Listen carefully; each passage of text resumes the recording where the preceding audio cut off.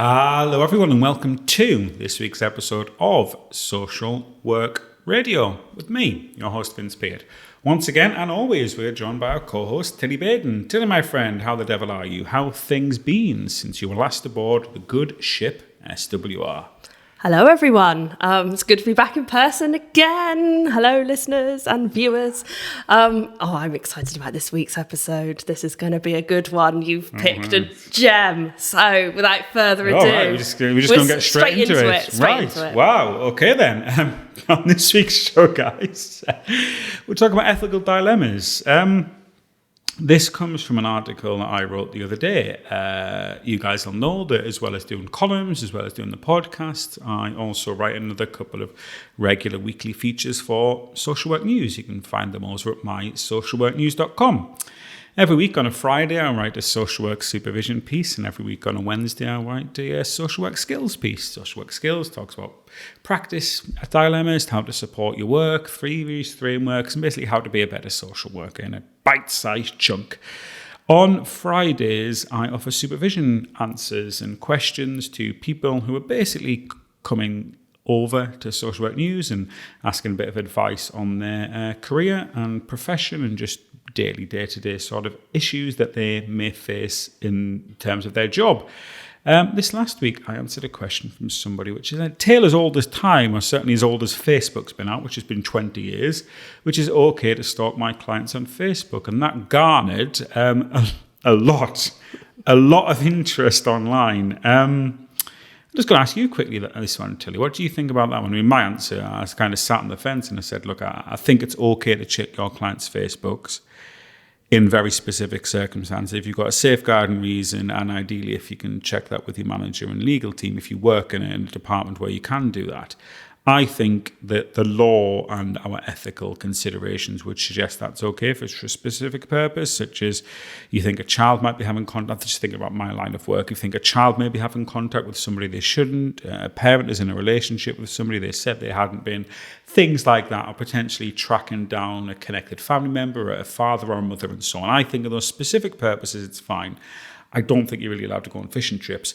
But that's my view, and I would say half the people disagreed with me because half the people are saying it's fine all the time. And some people disagree with me because they're saying it's not even okay to do it in the limited circumstances I set out. What do you think to that one, Tilly? I'm going to sit on the fence as well. Of course I am. What more would you? Of course I'm going to sit on the fence. Standard. Yeah, pretty much. As you say, I think there are some certain circumstances that you can, as long as it's in the public domain. Yes. And you're taken there from a search engine. Obviously, if you're going to befriend someone or go into that, that's completely wrong. You can't do that. I suppose it's less common in my field. It doesn't necessarily come up. Not many of your clients in care homes are rampant on Facebook, no? You don't get many TikTokers? Surprisingly not, no. I mean, it might be used in adult safeguarding teams. And certainly we do a lot of mental capacity assessments for people with disabilities using internet and social media use. So you might be doing pieces of work with someone. It doesn't really come up very often in adult services where we have to use it to kind of stalk people, I suppose, and catch people out. Perhaps maybe in safeguarding context it may come up, but no, I think it definitely seems to be more of a child protection issue. It is. It's certainly more safeguarding, and that's look. There was a study done quite old, about 5 years old now. It was a study done in 2019 on the topic, and it essentially said, look, the frameworks are very, very thin on the ground. There's no specific legal guidance on it. There's no law setting out that you can or can't do it. It's just if it enters into the realm of potentially surveillance. So it's the concept of surveillance, which is the tricky legal one. That would rule out regular fishing trips on Facebook. Right, I'm going to check my client's Facebook at 8 a.m. every morning to check. So it would rule out things like that. It would also, what you've said there, it would rule out making a fake Facebook profile in order to add a client and then see behind their privacy settings. It would rule out things like that. Yeah, that's wrong. What it would seem to allow is specific checks. The study essentially found that some social workers were saying it was a matter of practice. They thought there was no issue whatsoever in it. Their position was essentially, well, if a client has not locked down their profile, if I can just go into any Facebook, search it and find that information, that's accessible to anybody in public, why can't I use that?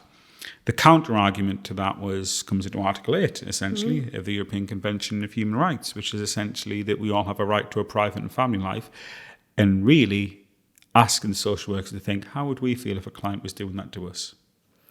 Yeah, it's a tricky one, and our policies haven't caught up with the times. Because would it be okay if you went and looked through someone's window in the middle of the night or whatever? That's effectively what it is. But I was reading up about that as well. That's what it's akin to. Yeah. The legal advice I was reading says that a regular kind of fishing trip on Facebook, regularly surveying your clients' Facebook pages, is akin to going on a visit and listening through the door. Yeah.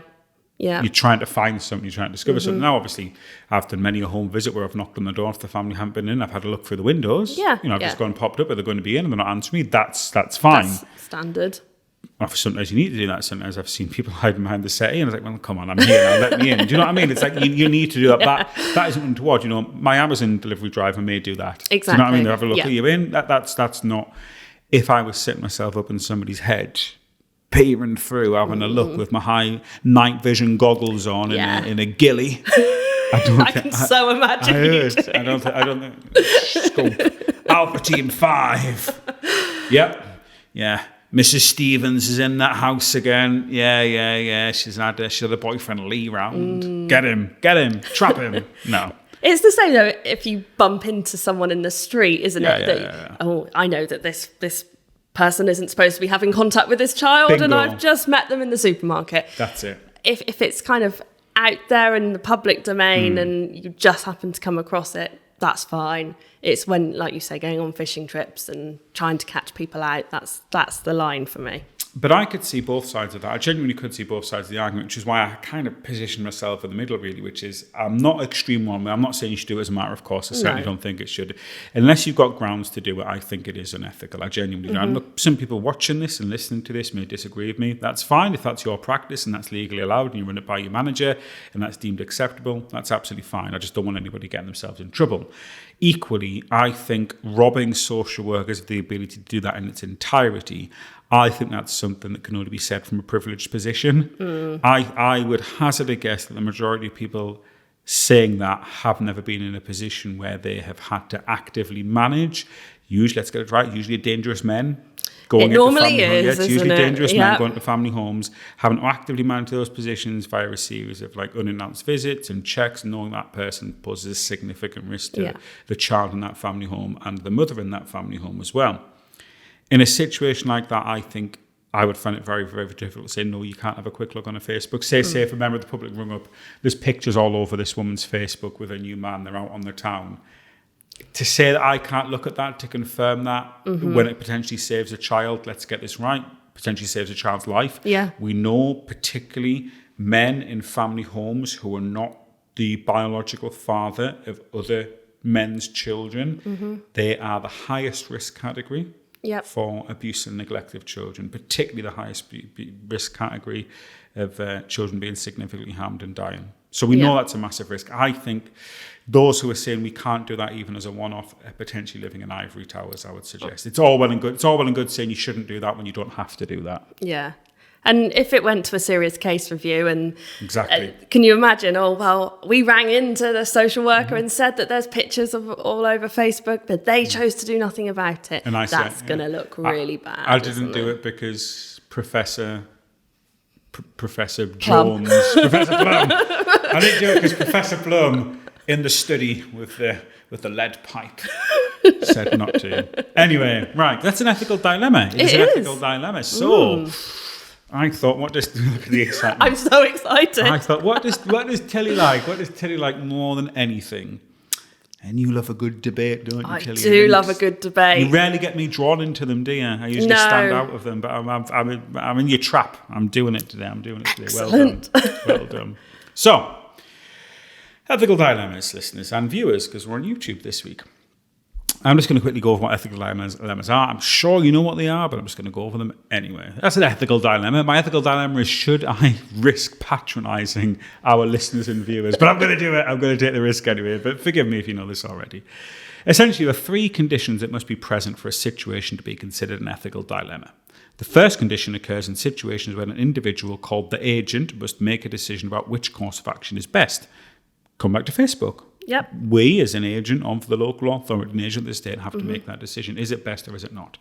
Situations that are uncomfortable that don't require a choice are not ethical dilemmas. So if it's uncomfortable but there's no active choice, it's not an ethical dilemma. If you've got to do that anyway but you feel uncomfortable about it, it's not an ethical dilemma whether I file my report at 4 p.m. Friday when it's due or not. I've just got to do it. It might be difficult, but I've got to do it. For example, students in internships that are required to be under the supervision of appropriately credentialed social work field instructors. So they've got to do it. They may be told to do something, but it's not really their requirement. So if you're making a decision as a student, you might not like it, but it's not necessarily an ethical dilemma because it's not your choice.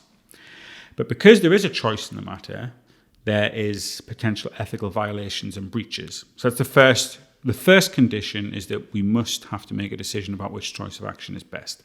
The second condition for ethical dilemma is that there must be different courses of action to choose from. So it's all well and good saying, right, well, an ethical dilemma, do I break this news to a client on Friday at 4 p.m. or a client at Friday at 5 p.m.? That's the same outcome. There's not really a different option. An ethical dilemma in that situation would be, I know that I've got a negative assessment of a client. I know that the assessment is not due to be filed till 4 p.m. on Friday, and if I don't tell the client the outcome of this, their solicitor is going to give them it. The ethical dilemma is when the client is sat there asking me on Monday morning, how's my assessment? I know it's still in file. Do I tell the client then, knowing it's the right thing to do because it comes from me, or do I leave it and let the solicitor deal with it? That's more of an ethical dilemma. Yeah? Yeah. You see, that's more that example I would give. Third, in an ethical dilemma, no matter what course of action is taken, some ethical principle is compromised. In other words, there's no perfect solution. Because if there's an obvious answer to an ethical dilemma that most people could give, it's not really a dilemma. What's the point? Because it's obvious. It's got to be dividing. It's essentially virtue signaling. Look at me, or I'm faced with this decision, but I made the right one. No, it has to be. So essentially, right, we're looking at 3 conditions. 1, we have to make a decision about 2 different courses of actions, or multiple, but usually 2 different courses of actions. 2, there must be different courses of actions to choose from. They must get you to very different directions. And 3rd, there is no obvious solution that everyone would give. So those are the 3 criteria. Now, there are essentially 4 different ethical dilemmas you can get. So I'm going to give you these, Tilly. You've got truth versus loyalty. Should you be true or should you be loyal? You've got individual versus community. Should you prioritize yourself as an individual or the community? Should you prioritize other individuals or the community as a whole? Should you go short-term or long-term? Or should you go for justice or virtue? What's more important, justice or virtue? Now, again, the biggest challenge of ethical dilemmas is they do not offer an obvious solution that would comply with ethics and norms. Right.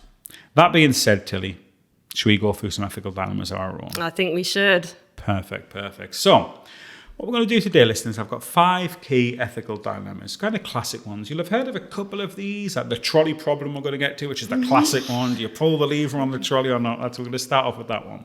But before we get there, Tilly, obviously I want to ensconce this in social work practice where we can, because it is social work radio. It's not ethical. It's not just sitting here chatting about ethical dilemmas radio. And that's obviously how we alighted on this subject, because I was writing about that Facebook dilemma just the other day. Can you share a kind of ethical dilemma that you face in the workplace on a regular basis? Don't give me the answer to it, because I don't want we don't want to know what all are your dilemmas, but how would you act? Just the kind of dilemmas you face. I mean, I gave a little example from my work there in relation to, do you tell the client the outcome of their assessment, or do you allow their solicitor to do that? I'm not going to talk about that one. I'll talk about another one. I'll come to my example though. But for you, can you give me a kind of key ethical dilemma that you face on a day-to-day basis in your work that fits those 3 criteria I was discussing?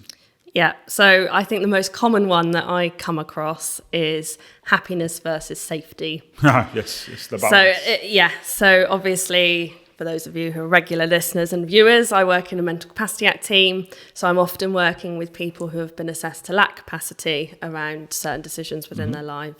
and then we have to make best interest decisions on their behalf, which is an uncomfortable position to be in anyway, because you're breaching someone's liberty. But a lot of those decisions are often around, do you move someone to a care home? Do you put in some sort of restriction against their wishes? And you have to balance out, well, what are the risks? What are the likely outcomes?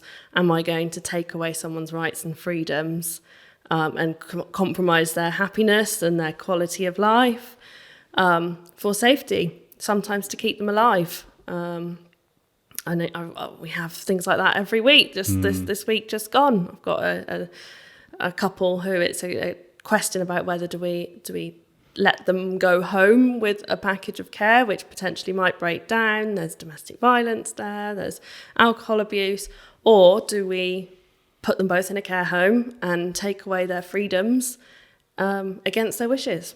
They want to go home, and that's no-win situation there, because I'd send them home. Possibly, and that's you're going home. I'm like Davina. Do you have a Big Brother? We're coming to get you. We're coming to get you. Come on. We're coming to get you, and then sending you home. No, I'd be like Davina. I'd be like Davina and Big Brother. Yeah. You've won your freedom. Come on, get yourself back up. Don't listen to these socials. They know nothing. Yeah. I mean, to be fair, that is the stance that I'm arguing for them. Tell them I'm arguing for it as well. Good. Irrelevant. You have no information about the case whatsoever. No relevance. Highly inappropriate. But just tell them. Just say. Vince agrees. They may die. Yeah, just send them out. Actually, I've used the word they may die. I'm out. You're out. Yeah. I'm out. I'm not going there. Abstaining from the vote. Definitely. I'm not having that. So those sorts of dilemmas we have every single day, if not every week. That's a really common one. Send them back. So get them home. Get them home. We're going to bring you home. Yeah. I'm going to start a GoFundMe. I'm going to start a GoFundMe. But funnily enough, this isn't a decision about funding and packages. They're self-funders. It makes no difference about. Oh, well, I guess let them do what they want. It's not even it's not even money. It's not even the council's purse you have in mind here. Just busybodies. You're just getting involved. Busybodies. You busybodies. Getting involved in private people's lives. Tell them what to do. Okay. How do you feel if someone came to you all out? You can't go here, you can't go there. I obviously can't provide too much context because of confidentiality reasons. I'm being really bad here. I'm being naughty. I am being bad. You're being very naughty. I'm leading you up the garden path and you're following me, which is a dangerous path. Yeah, right. I'm stopping that. So that's my ethical dilemma. Happiness versus safety. You get like a horse that sometimes leads the others away. Like sometimes you get like a little Shetland that's bad. Oh, it's always the little ones. Yeah, that's me. I'm like the Shetland leading you into to eat the comfrey. Should we talk about your ethical dilemma then? Come on, move on. Stop talking about the comfrey in Shetland. Can horses eat comfrey? I have no idea. Don't know. Don't even know where that came from. Right, anyway, my ethical dilemma. I'm obviously, when it's about me, I'm going to be serious now. Sorry, of course you are. One of the biggest ethical dilemmas I face is beyond together or apart assessments. Absolutely tragic. Which is essentially, listeners who work in child protection will be aware of these, particularly those that work in England. Those who work further afield may not be aware of this, and those who don't work in children's services may not be aware of this. So beyond together or apart assessments are assessments that a social worker has to do, which suggest whether siblings should be separated, not just from parents, but from one another. They are heartbreaking to write. They really are. They really are, because look, a lot of the assessments I write are very, very difficult. Of course they are, because I can only think of a handful of I'll have worked with over 1,000 families, well over 1,000 families in my time as a social worker, hundreds and hundreds of assessments in that time. And in that span, I can maybe think of a handful of families that I've worked with where the parents are not there because of horrific things that have happened to them in the past. It's very, very, very rare indeed for a parent to lose care of their children, and for that parent or the partner that they were with or the children's other parent not to have suffered horrifically in the past, or to have mental health issues or drug and alcohol issues that are driving it. It's very, very, very rare indeed that things just happen out of nowhere. Those are difficult. But those generally have an evidence base. In fact, every assessment I've ever wrote, I stand by. There's no assessment I've ever wrote which I wasn't steadfastly committed to in the end. Sometimes it takes me a while to get there, but when I'm set there, I've balanced up all the evidence very, very finitely and made sure that it was secure. I couldn't do my job otherwise. I couldn't do my job and make recommendations about where people live and who has the children based on just a whim or a gut feeling. You can't do that. Now, a gut feeling can drive you. It can let you know if you're going in the right direction, but it certainly isn't the evidential basis for an assessment to put before the family courts. Beyond Together Apart assessments offer a different kind of ethical dilemma because you are looking at brothers and sisters being separate from one another and having to make a decision that is that likely in their best interests. And the ethical dilemmas there are absolutely huge because you're separating children. You're separating children who have already suffered horrific abuse and neglect, already in the process of losing touch with a parent, because evidently Together Apart assessments go hand in hand with care proceedings, which will be a parent assessment. So you're not going to be looking at separating siblings unless those siblings are already being separated from their parent, because the mum and dad are rightly going to say, well, no, they're my kids. Look, you get some situations where siblings are separated, an older child or a younger child may go to live with a grandparent, and it's in their best interest. Family deem that. Some rare occasions, some siblings go with one parent, others go with the other, but this is a different remit. This is essentially, these children may be looked after, these children may be adopted, these children are certainly going to be in the care system in some form, we're going to have a care plan. Should that care plan include consideration for these children to be separated? It's very, very hard. Yeah. Even when there are some obvious dividing lines, like one child's caused violence to another, one child's caused sexual harm to another, one child is that much younger than the others, so potentially adoption is a plan of permanence that is open to them that isn't open to the others. Even then, to have that wrench of thinking, my assessment and my professional opinion on this isn't going to determine it, because obviously it goes before a court. You've got a guardian's views, you've got local authorities' views, you've got solicitors for usually both parents' views, and ultimately a judge will make that decision. And then if you're looking for plan of permanency, you've got an agency decision maker, ADM, and the local authority will have to ratify that if it's going to be part of a child's plan of permanence. Even then, to know that your assessment is going to be the basis of, well, this is what I think, this is my professional opinion. Very, very hard to write indeed, very hard. And when I'm writing those assessments, I think, what am I going to tell this child when they come back to me at 80? That's what I always have to think when I'm writing these assessments, whether I say that children should be separated or I don't think they should. It was my professional opinion. Do I agree this might be in the best interest? I always think, if this person comes back to me as an adult and says, Vince, why did you make this decision?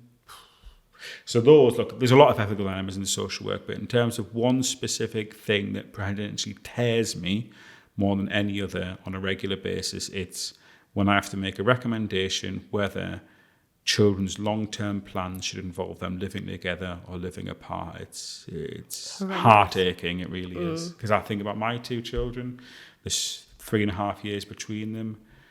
But God, do you know what I mean? Yeah. They couldn't, they hate each other, but they love each other. Of course, exactly. They're fighting all the time. Yeah. They don't hate each other, but in moments they hate each other. But yeah, very difficult indeed. Right. Before I end up tearing up, some specific cases there, it's very, very difficult. Yeah. Right. Let's move on to 5 classical ethical dilemmas, should we? Yes, we should. Get what you wanted. Yes. Right. So, listeners, you can play along. Play along at home. It's like win the prizes. Play along at home. There's no prize. The prize is telling yourself you're more ethical than your friends and peers and family and colleagues. That's your prize. You share ethical decisions with us. You're on our team. Yeah. You get one virtue signaling token. If you get, that's what you get.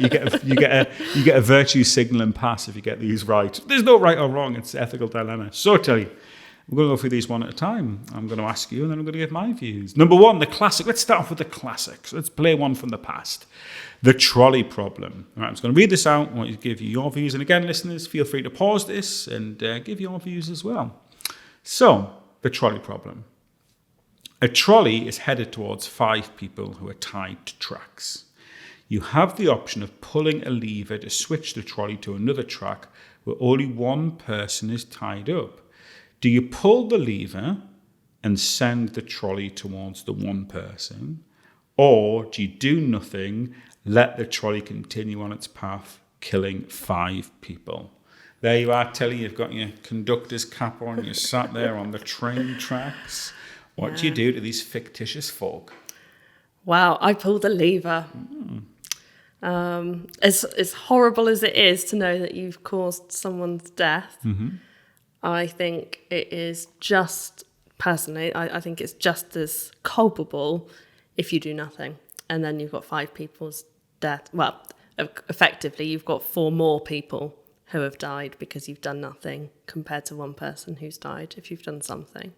So I go for the greatest good for the greatest number in that circumstance. Right, what do you tell yourself then? What's the story you tell yourself? I killed 1 person or I saved 5 people? I saved 5. But you did kill 1 person because you took an active choice. Well, I saved then 4 people. Right, so you said that's what you just it's dark, that is. Oh, well, actually, yeah. Well, minus the dead one. Yeah. Come on then. But you've taken a decisive action then, though. So you've done something. But doing nothing is still a decisive action. But you didn't. It wasn't your fault. Why did you deign to intervene?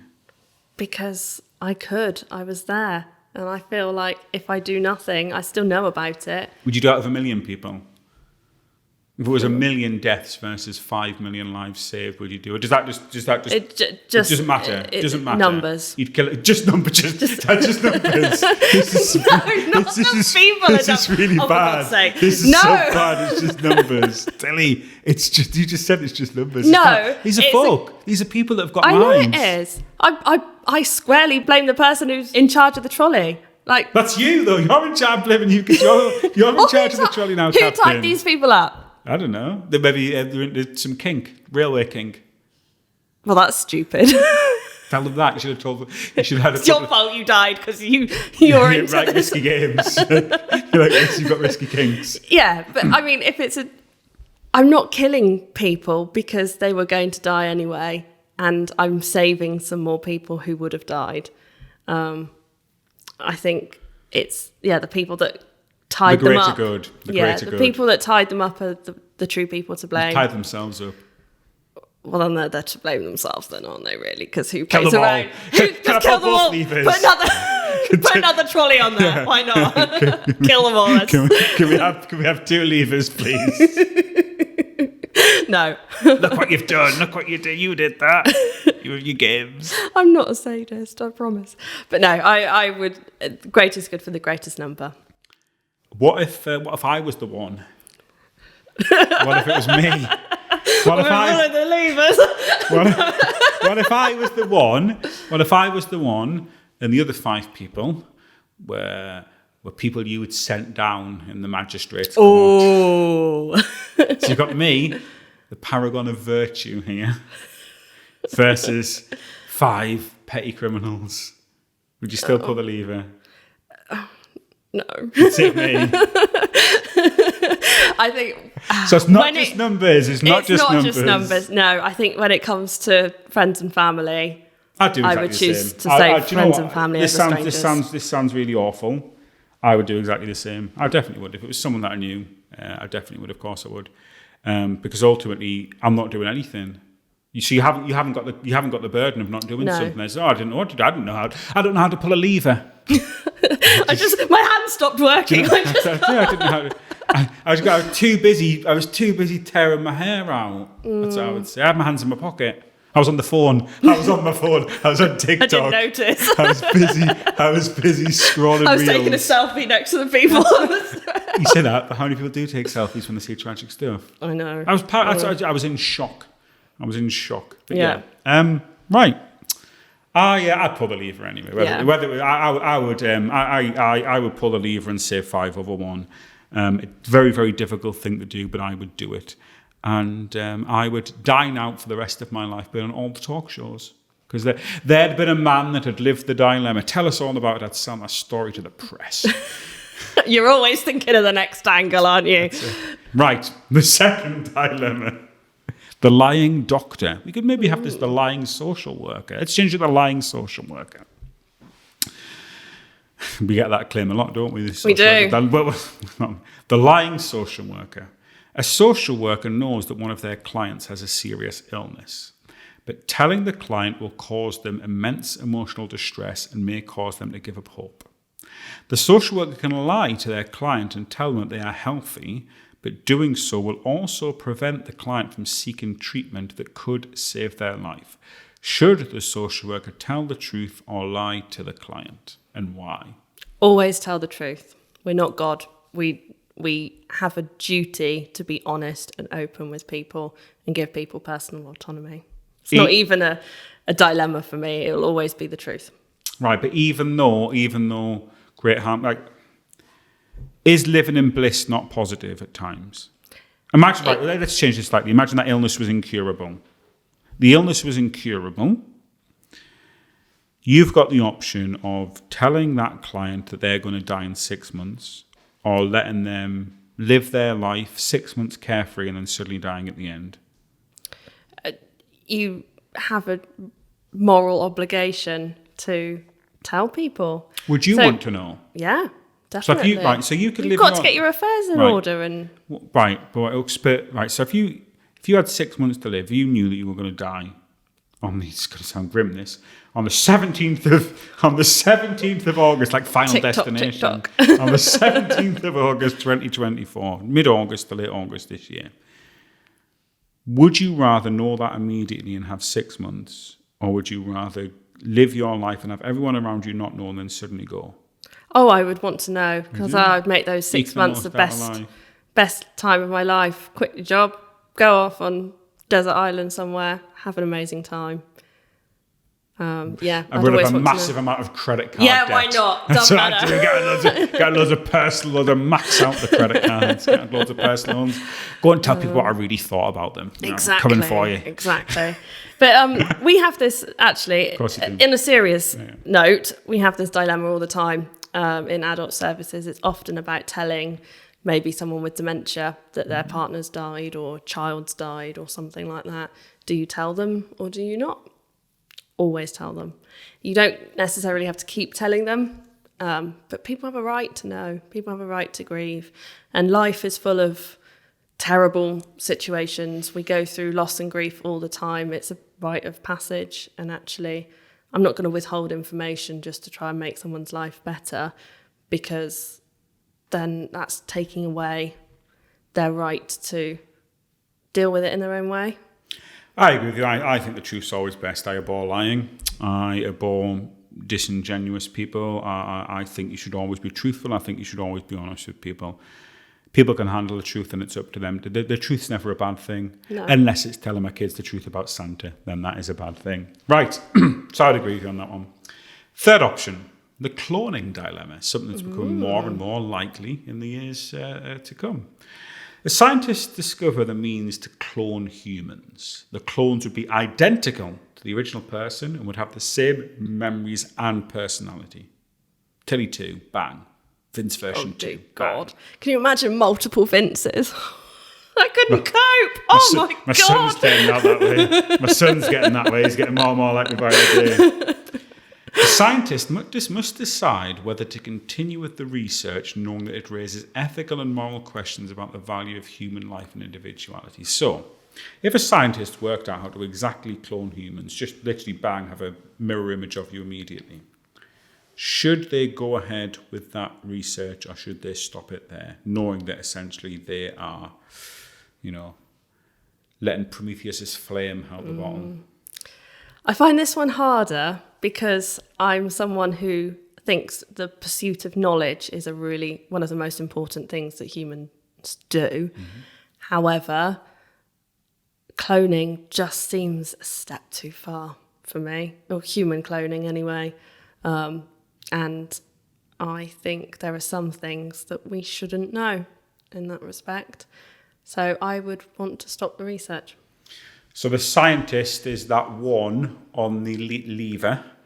You're definitely pulling the lever and killing the scientist at the sake of the 5. Yeah. And then being honest. Then being honest about it. Yeah, worker. Yeah, I killed him. We've tied the 3 together. I'd let the scientist go ahead. Ooh. Yeah. Can I just say, I'm really surprised that you said that, because I know your faith and is really important to you. Yes, I was thinking about this, but there's 2 ways that you can kind of look at a belief in God and how it contradicts with science, essentially. So the one would be that, well, actually, science and God are incompatible. That's one view to have, that actually, we shouldn't go looking for these things. There are certain things which just you shouldn't do in terms of science. Obviously, there are lots of ways to live life that humans shouldn't do. You shouldn't, you should follow the 10 Commandments. You shouldn't lie. You shouldn't cheat. You shouldn't steal. All those things. You shouldn't do that. That's a bit obvious because that's about human behaviour. In terms of the pursuit of science, there are certain... It becomes difficult when you look at stem cells and when you look at abortion and things like that. But that isn't necessarily that. We're not talking about... If you were asking me a question about at what stage do I agree children should be aborted, and at what stage should we be able to, progress fetuses to a certain stage for research, that's very, very different. There's a reason why we're not answering those questions. Vince and I have very different views on this. But anyway, We're leaving that there because, that's a bit different. But if we're talking about this as cloning, I think that should be allowed because essentially, if you're looking at a scientific measure of progress, a step forward in terms of science that advances, well, is that not God's work extending itself? You've got that argument. Is that not? Because if you were to stop science, at what point? At what point do you say, right, enough's enough? I've had all the science I can take now. Stop the boat. I want to get off. But what is the point of human cloning? What's it going to do other than have multiple versions of the same person? People would never be lonely. They have a friend. Two Vinces. Can you imagine if you put two Vinces in the room together? They would have a good. You'd kill each other. I wouldn't need you for the podcast. No, I don't think anyone would listen to just you. That'd be a start. I'd have me doing the podcast. I'd have me doing the editing there. Me doing the notes. So the problem is all the Vinces would want to be the boss. I know, exactly. You would kill each. You would kill each other. If we did, just call another one. We'd be fine. By Vince number 16, Vince number 17, step forward. We'd have a pyre in the garden. There'd just be a constant churn. But which Vince would be the boss? Would it be you as the original Vince, or would it be? Yeah, I'd be that. But we have to clone like wives as well, wouldn't we? This is getting a bit cult-like, isn't it? This is essentially what cults are. We just breed ourselves. We'd get a little farm in the middle of nowhere. We wouldn't like strangers there. We'd have our own religion. Guarantee that Mrs. Vince, your girlfriend, would think that that's a terrible idea. We're cloning. We're cloning. It's fine. We are cloning. We're not cloning. I won't let him, don't worry. Next one. Organ donation. So when the clones have been killed, we can donate their organs. That's human harvesting. That's like something that I read about in my serial killer books that you don't like. You should be. I don't like them. Cloned Vince doesn't like them either. Next one. The organ donation dilemma. A person has died and the organs are needed to save the lives of several people. However, the person did not give consent for their organs to be donated and their family is against the idea. Should the organs be taken away or should the family's wishes be respected? Wishes respected. Just because the person has died, they made a choice not to. And why should the wishes be respected though? Because it's body autonomy, even in life and even in death. Right. So you believe that after people have died that their rights continue with them? Yes. Why? Because they have beliefs in life that they carry into death. So what happens when they die? Well, that's a completely different question. No, but I'm asking this because this is relevant here. What happens? Do I believe there's an afterlife? Yes, I do. You do? Yes, and I think you can't. If you've said that you don't want something to happen upon your death, then that your wishes should carry on. But this is very different to your answer to the trolley problem, though, because your answer to the trolley problem was essentially it's okay to save 5 people for the sake of one, and that's a live person. Whereas here you're saying that we shouldn't take the organs from one person to save 5. Why does it differ? Because I put personal choice above all else. I mean, but this is very. You can see how this is almost. It sounds like it's potentially conflict. Right, you're a believer. Yeah, you're a believer. You choose to kill one person. Active choice to kill one person at the sake of 5. This person's already died. Yeah. Now the person in the trolley wasn't saying to you, "Please kill me." They wouldn't say, "My wish is not to die." You just did it anyway. Yeah. But with this person, they've moved on. Mm-hmm. The family is saying no, but those organs. If without those organs, 5 people are going to die. So why can you see how it seems like it's polarizing answers that you value the dead person's wishes over pulling the lever of the 5. Also, you can't harvest organs of a dead person; they'd still be technically alive. Well, but someone doesn't die. And then you think, right, there's a body over there. Let's try and harvest their organs because those organs won't work. It does. That's what happens. When you donate your organs. Haven't you seen Grey's Anatomy? So what point do they take them from you? It's after because people die in car crashes, their organs are taken.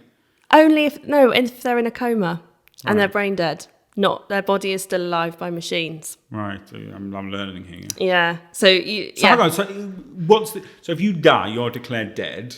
You can't have. Yeah. If you drop down dead now. Yeah. You can't be like, right, an ambulance is going to come in and then they take. No, it's got to still be working. Has it? So it would be. Is it not like a sell-by date? Is it not like having something in the fridge too long? Can no. You get a couple of hours? No, you've got to so still literally, be alive. So the moment you die, your liver just shuts off. I suppose there's probably a very small window because when it's been cut out of one person into the others. If I die here, you just get a kitchen knife and just start taking them and just have them laid out like a butcher's shop. Just have them ready for you. Just do it. Have them ready for the ambulance. You've got to save the vessels and things like that. It's a really. Well, you've seen Grey's Anatomy. Apparently, just save some of mine. Yeah, I've seen Grey's Anatomy. It doesn't mean I'm going to perform. Just start chopping up. Just I'm going to get done for being a serial killer because they're going to think I've murdered you. So I had a heart attack. I turned up. I've got these organs laid out like it's a. They're ready to go. Like it's a bric-a-brac sale. I start selling them. Got a heart. 4 times something small, like the Grinch. Yeah. Got a couple of lungs there. Ex-smoker. But that's the thing. So someone might be brain dead, and that you have to make the decision about turning off life support, whilst you have then that window to harvest their organs, so they're still technically alive. I wouldn't take the person's organs, by the way. I think if it's their wishes. He puts me through all of that, and you were the same with me with the lever, and then now you.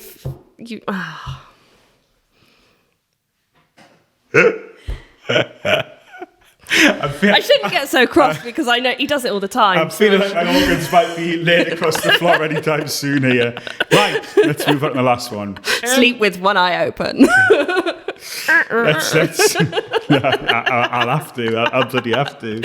Next one. Last one. This is more like a wider one rather than just sort of the last ones were kind of people. This is more about like systems.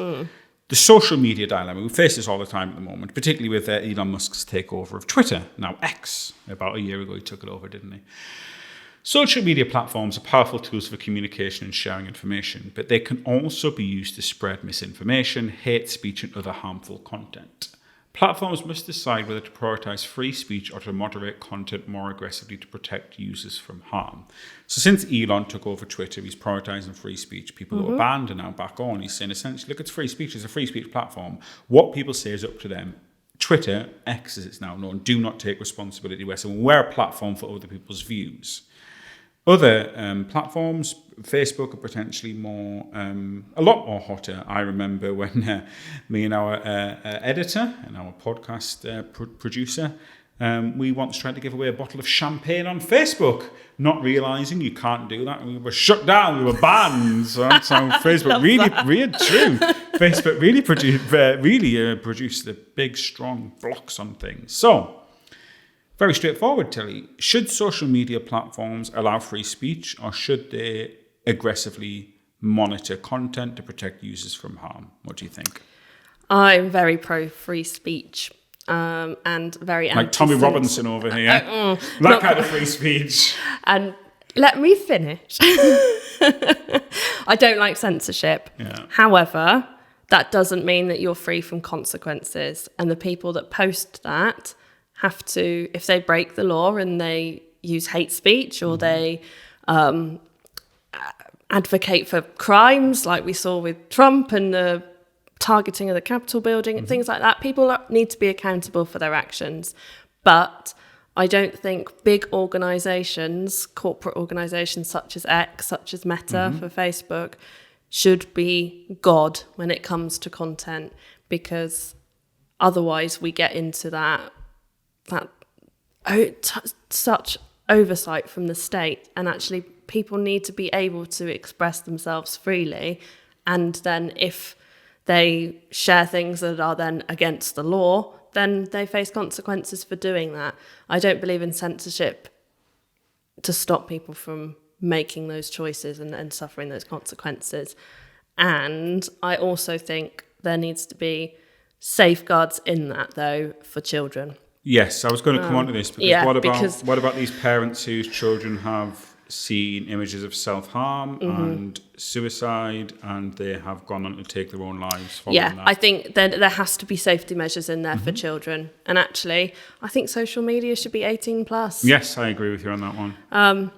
Once you're an adult, it's your choice. Or if you are a vulnerable person with some sort of mental disorder or learning disability, actually there are other safeguards in place around mental capacity, use of the internet. You might have to go on with support, things like that. But actually, once you're over 18, I think you should have the autonomy and the decisions to read whatever content you want to read within the scope of the law. I'm not saying that there should be how to make a bomb or anything like that. Content like that is illegal, and that needs to be taken down.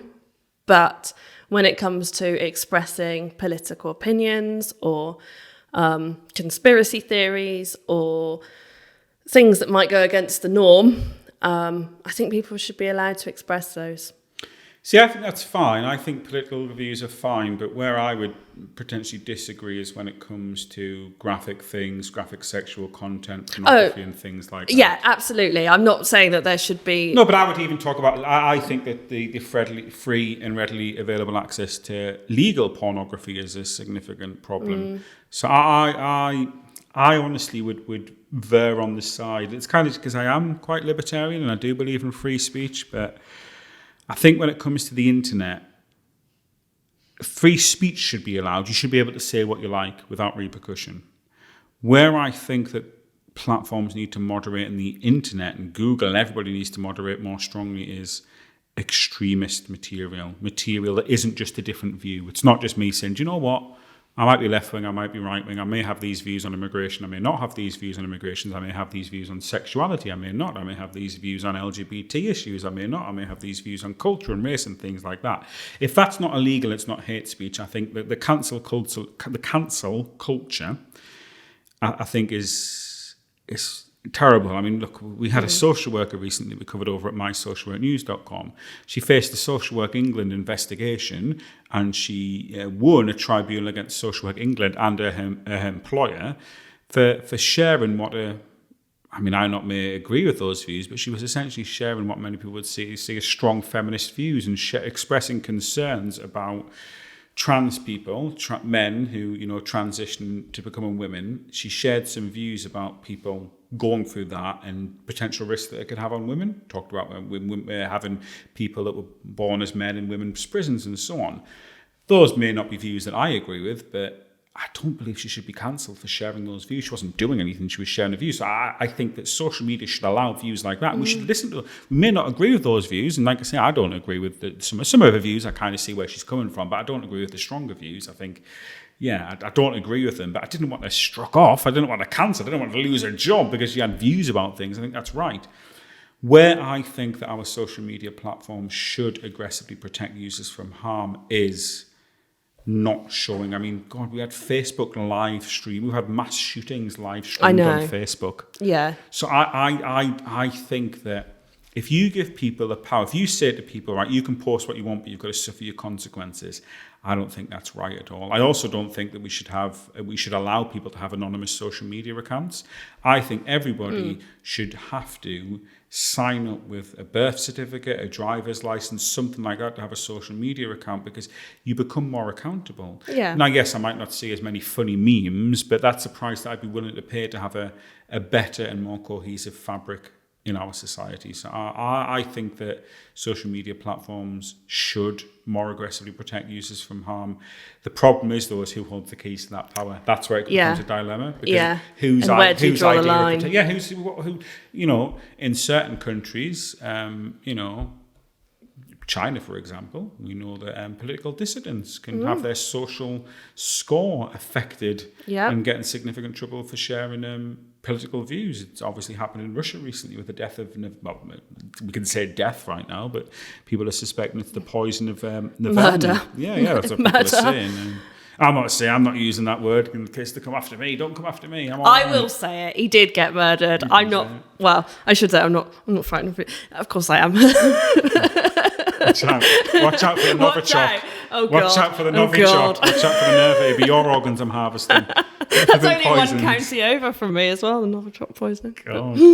So I believe that the internet is a wonderful, wonderful tool, but as with many technological advances, human emotions and human psychology is not keeping up to pace, and that's why we are seeing significant problems. So right, there's our 5 dilemmas. How have you enjoyed that, Tilly? Has that been exciting for you? Loved it, and I've loved to finally hear your views, because listeners and viewers, we often have these debates during these writers' retreats that we have, and when we do our podcast recording and set our content for Social Work News.